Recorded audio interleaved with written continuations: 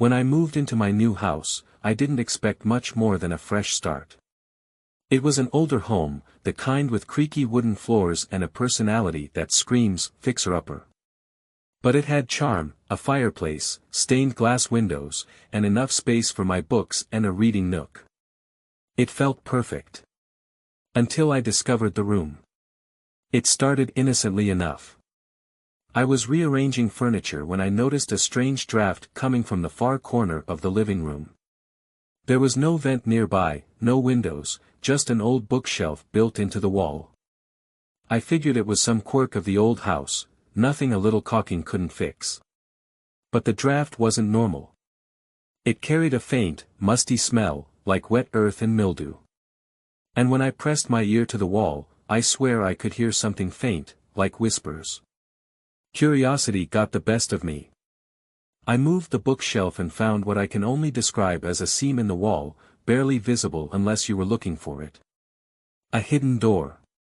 My heart raced as I pushed it open, revealing a staircase that spiraled down into darkness. It wasn't on the blueprints. It wasn't mentioned in any paperwork.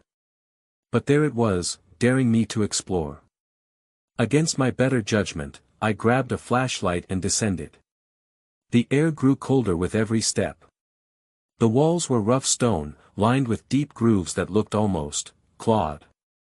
At the bottom of the stairs was a room. It wasn't large, but it was unsettling. The walls were covered in strange carvings, symbols I didn't recognize, but they seemed ancient.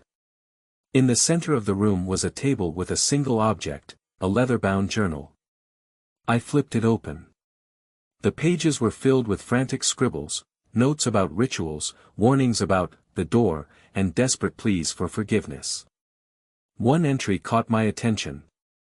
If you're reading this, it's too late. The door cannot stay closed forever. It feeds on curiosity, on fear. The more you know, the closer it gets. I laughed nervously. It had to be a prank, right?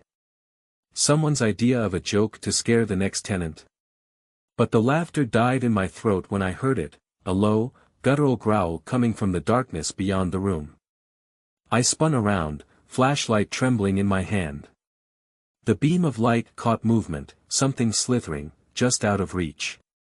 It was enough to send me scrambling up the stairs, slamming the hidden door shut behind me. I shoved the bookshelf back into place, heart pounding. I've tried to forget about that room.